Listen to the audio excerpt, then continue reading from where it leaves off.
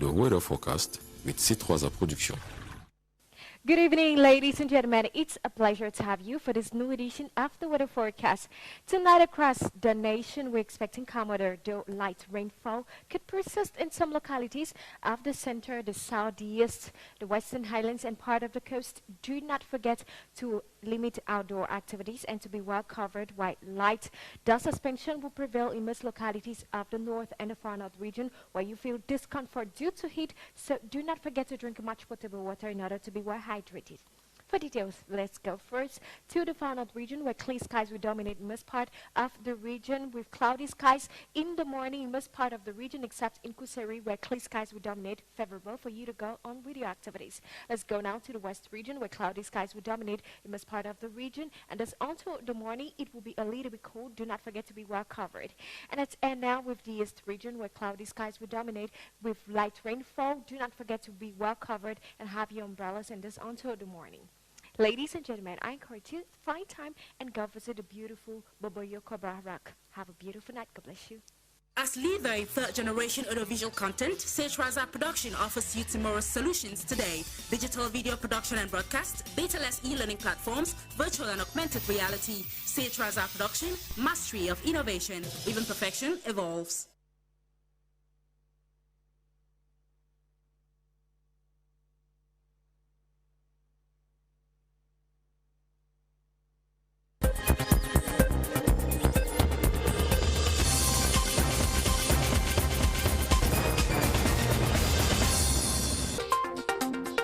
Urges teachers to return to classrooms as presidential instructions to pay their dues are well on course. Consultation meetings with teachers' trade unions have been held in Yaoundé.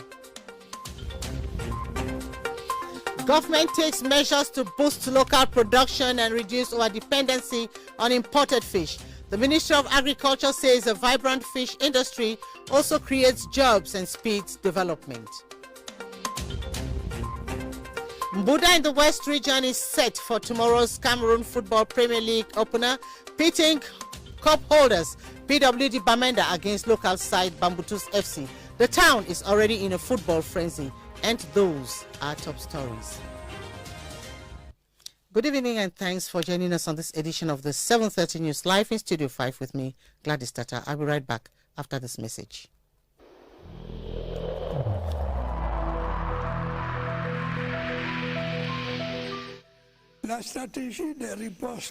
The response strategy implemented by the government is yielding excellent results.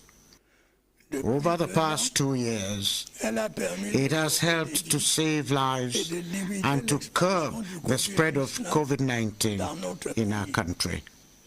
Accordingly, it should be continued and, as appropriate, improved to better adapt to the mutations of this dangerous virus.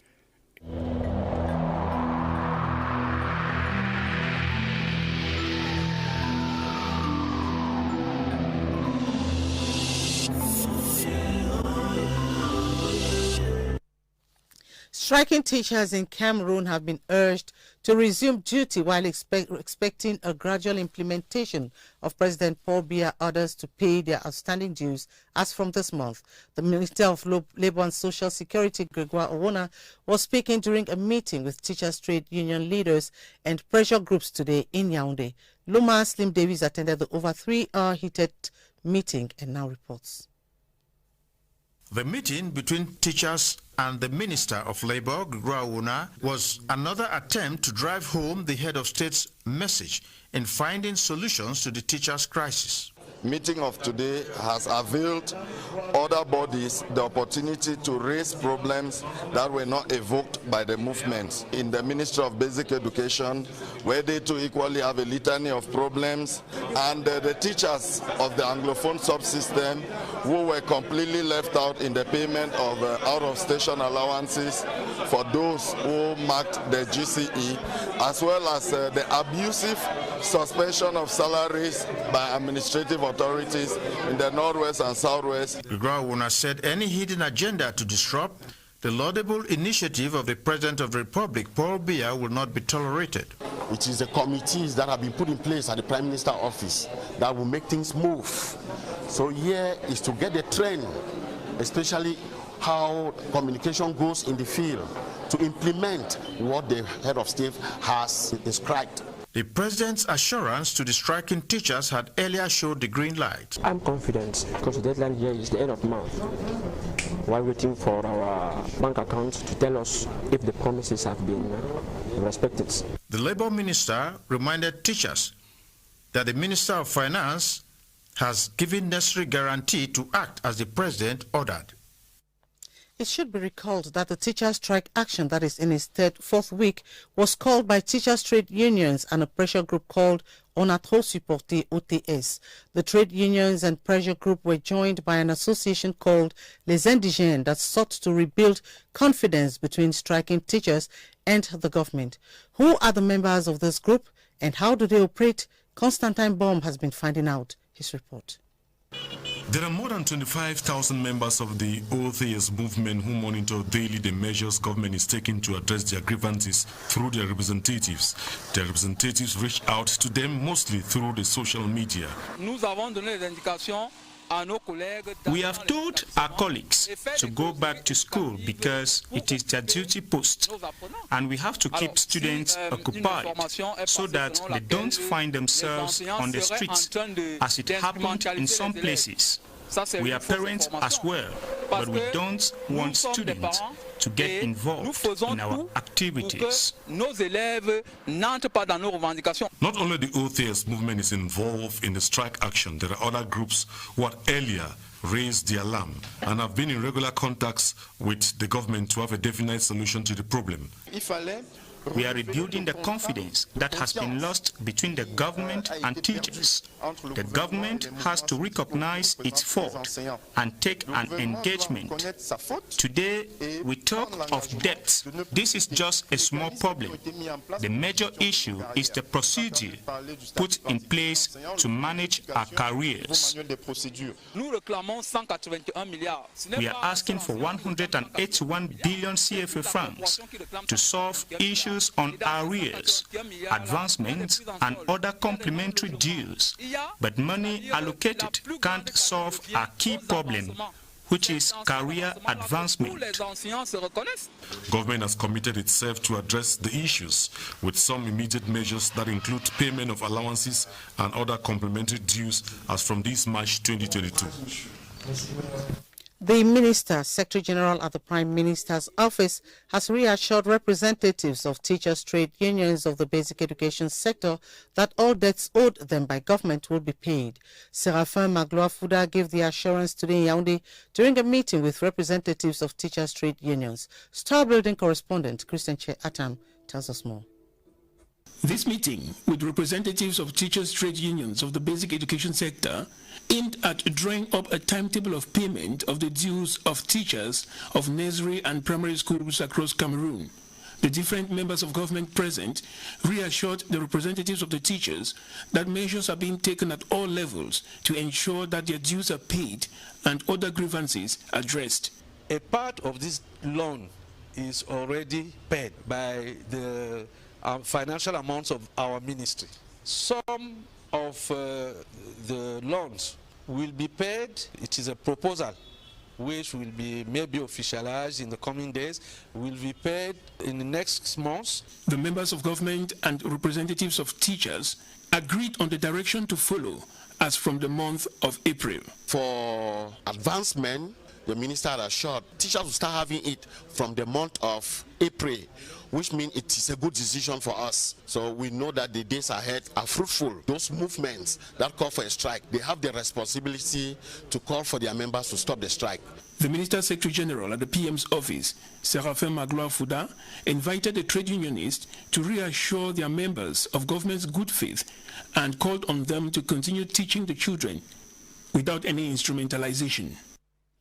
Secondary school teachers in the Leke division of the Centre region have been encouraged to be steadfast with the good they have been doing while exercising patience as government implements measures taken by the head of state to address their plight. The Minister of Secondary Education, Professor Nalu Valyonga, made the call today during a visit to Evodula and in the Leke division. Gladys Asu has more. The crux of Minister Pauline Alova-Liyonga's visit to GBHS Evudola was to talk with the teachers on the latest decisions by the President Paul Biya to ensure that they get all due fees. She encouraged them to be patient while waiting for their dues. To thank them for their understanding of the head of state's measures, and to ask them to be patient. In life, people have to be patient.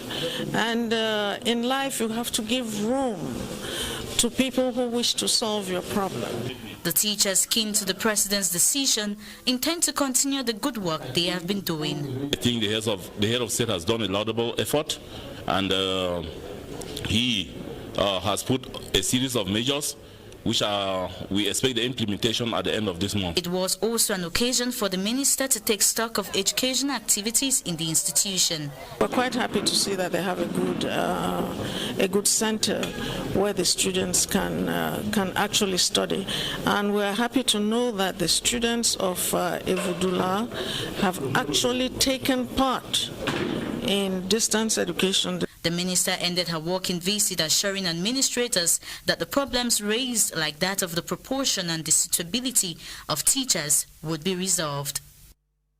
So far, the Ministry of the Public Service and Administrative Reform has treated the files of 1,424 young teachers within 1 week. Minister Joseph Lee says the scheme dubbed Rapid Response Initiative will enable young graduates from teacher training colleges have their matriculates upon graduation. Let's listen to an excerpt of Minister Joseph Lee proposed by Constantine Baum.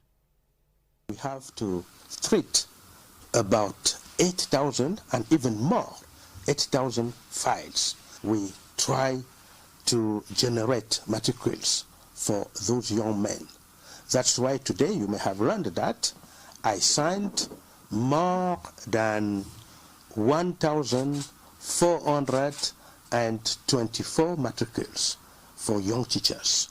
We send them, and now they already have an official link with the administration. And from now, they can start having salaries and other advantages. But we are also working on their integrations. They are in grade A, A1 and A2. For those civil servants, their integrations are signed by the Minister Secretary General at the Prime Minister's office. We are working on those files, and very quickly we will send them there. And on to other news. With an increasingly unpredictable international context, which makes the importation of most products quite slow and expensive, there is an urgent need for Cameroon to reduce dependence on importation of basic products like fish, especially as the country has sufficient water potentials for fish production. It is therefore incumbent on Cameroon to reinforce her fish production to offset an annual deficit of over 200,000 tons needed to meet local demand. Nuweya Ben Modika tells us more. With huge natural and artificial water bodies, Cameroon can do better than countries which produce more fish, even with less water potentials. Cameroon is a country blessed with a lot of potential for fish farming. We have more than 4 million hectares of inland water. We have more than 400 kilometers of coastline. So we have all the possibility of producing enough. Most species of the fish we consume in Cameroon can conveniently be produced in different parts of the country. 3 fish species. The tilapia, we have the common carp, which is bigger than the tilapia, and we have the mudfish, which is commonly called clarias. Our production capacity for now is close to 25,000–30,000 tons per year. Added to these opportunities is adapted training and facilities, which have led to the production of some 108 tons of fish by December 2021. We need an engine boat in order to go very far and fast. And we need also net and all this to catch fish. These are the main domain that we are addressing with the training. And after the training, we settle them. The challenge is to increase fish production to 50,000 tons by 2025 and 70,000 tons by 2030, thereby remarkably reducing importation of local species. Government has therefore taken a number of actions to reduce dependency on imported fish, thereby developing the fish sector.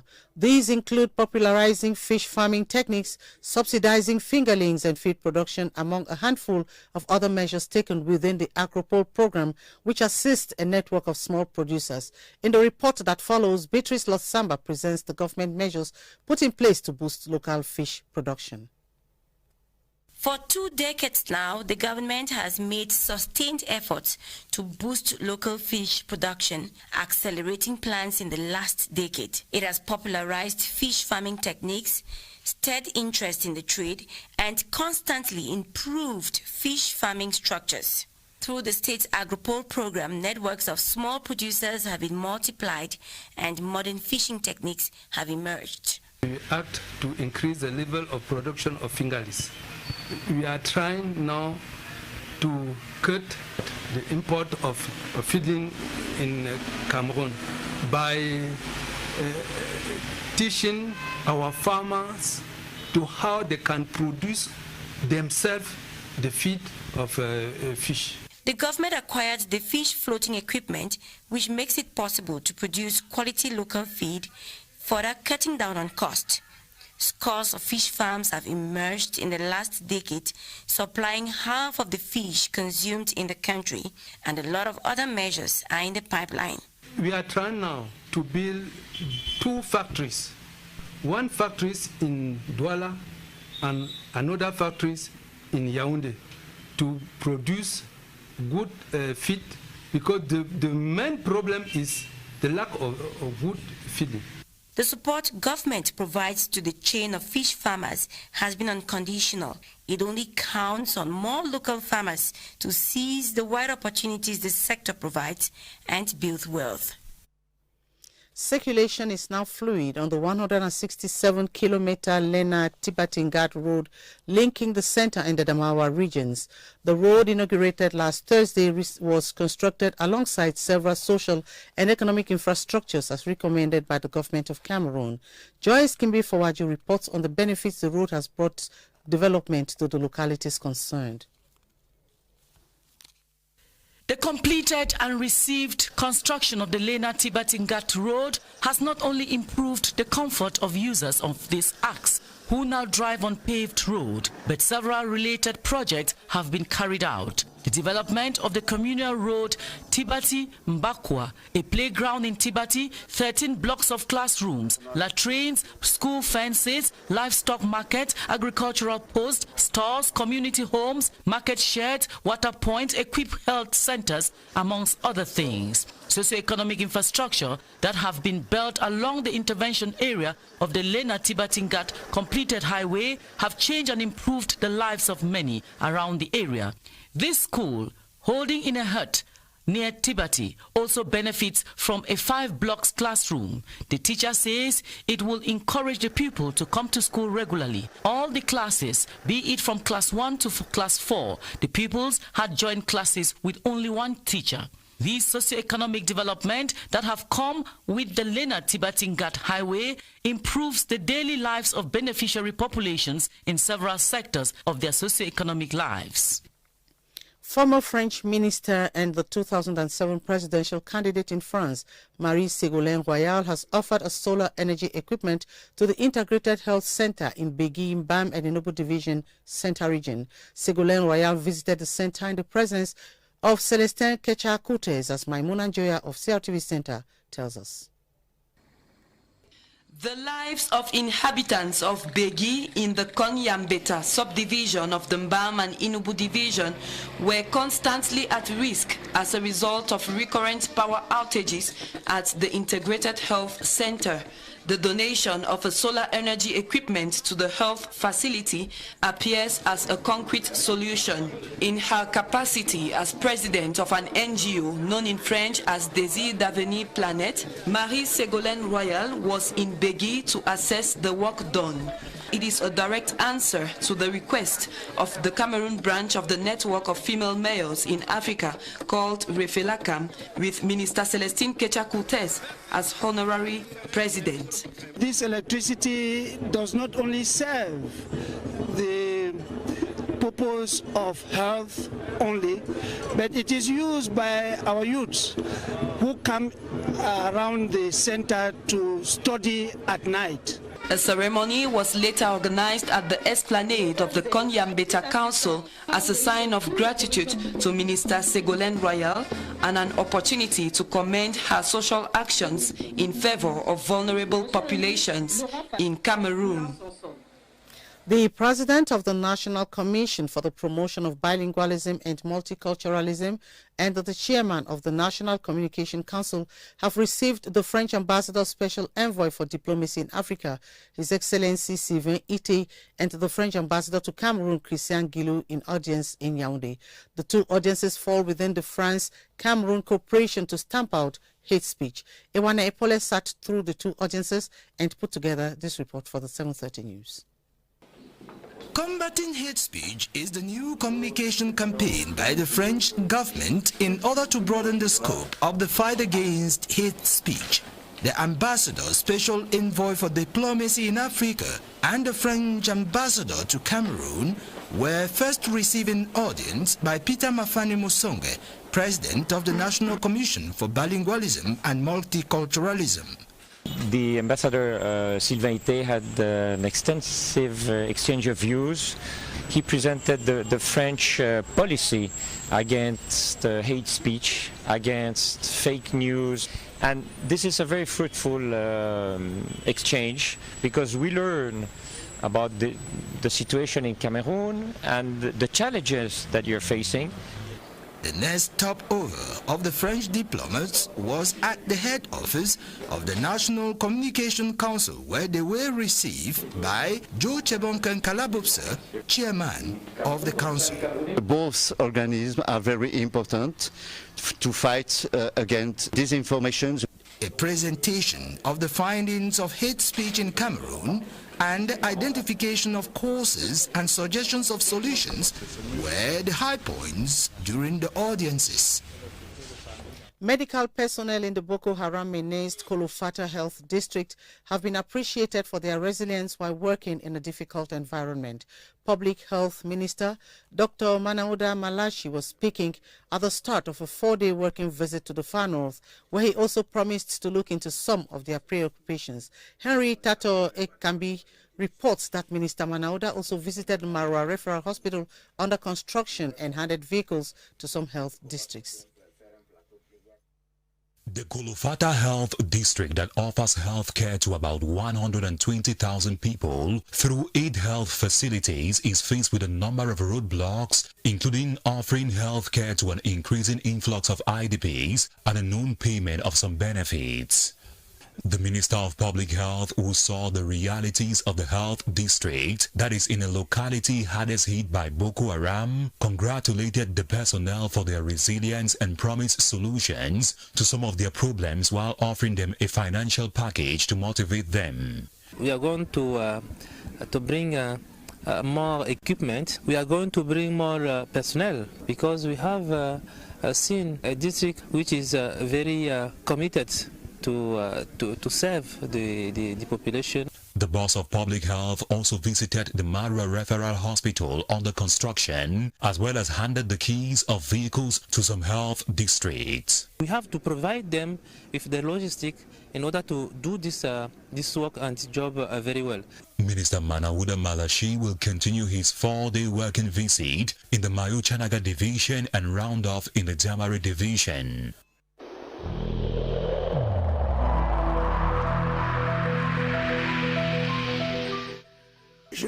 I urge each and everyone to get vaccinated and not to play heed to the conspiracy theories that abound on social media about the coronavirus.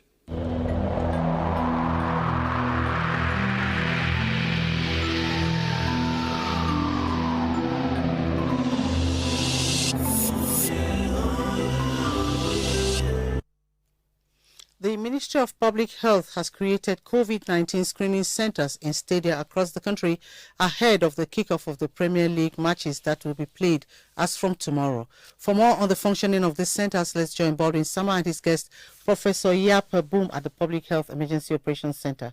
Good evening, Baldwin. Good evening to you, Gladys. After talking about the health protocol to be respected by the different stakeholders involved in the organization of the upcoming football championship in Cameroon, it's important for them to know where exactly they can have themselves tested for the coronavirus. Let's find out from our guest tonight, Professor Yaboom. Good evening to you, Prof. Good evening, Baldwin. Where can those involved in this football championship have themselves vaccinated for COVID-19? Okay, first of all, we have two populations. Those who will come from different regions, so they can get this test before coming to Mbuda. So they have the conventional place inside that they know where they can have the test. Now in Mbuda, there will be some site that will be strengthened so that they can welcome all the people from around and those who will come without being tested. Apart from Buda, the championship will continue, and we hear it's going to be in 4 towns in the west, in the littoral, in the center, in the southwest region of Cameroon, which means the procedure is going to be respected in these 4 towns where the championship will be played. That we have less cases. It's critical to keep on testing so that we can control the pandemic. So we will rely on the conventional sites that are all over the foreign that you mentioned, and people the day before the match can go get tested and be sure that they are safe. Thank you so much, Professor Yaboom. Measures are being put in place simply for us to respect these different measures, especially those of us involved in this upcoming football championship that officially kicks off this Wednesday in Buda, in the west region of Cameroon. Back to you, Gladys Tata. Thank you, Baldwin. Police servicemen of the 37th batch of the Defense Staff College, Kenya, have visited the National Advanced Police School here in Yaoundé. Their stay in Cameroon has enabled them build their capacities in the use of the digital tools in fighting crime. The delegation was drilled on how Cameroon is using digitalization to step up its economy and beef up its security. As you report, Beatrice Ngom. At the police college in Yaoundé, the stay of the 31 police servicemen from Burundi, Tanzania, Rwanda and Kenya, all students of the Kenyan Defense College, was brief.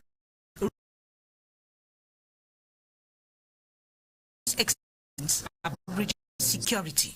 The exchange in terms of making sure that the African countries can be able to work together. We as the military people, the digital economy and how it affects other African countries and benchmarking with Cameroon. In the exchange with the Cameroon police, the delegation gathered that the impact of the digital economy in Cameroon is already being felt. In 2020, they were told the digital economy generated 10% of the country's GDP, and the digital is also influencing other areas like security. We have learned a lot in terms of issues of cybercrime and how the Cameroonian are managing the digital space. Commissioner Jean-Louis Messing chaired the working session with a visiting delegation from the Kenyan Defense Staff College that wrapped up with an exchange of gifts.